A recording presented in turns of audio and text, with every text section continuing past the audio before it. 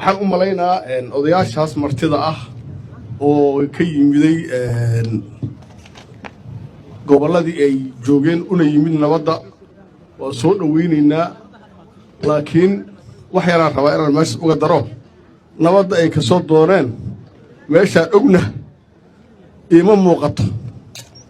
inay ka imaado weli waa kasii hordhaca shirka aniga haddaan sii sheegaya inaan waxba ka imaan doonin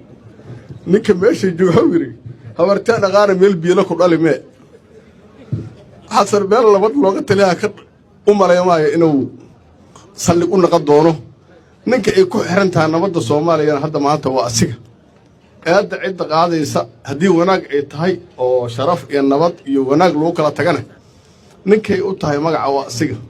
laakiin rabitaankiisa soomaalida iyo waxa la sheegaa iyo intaba rabitaankiisa uga weyn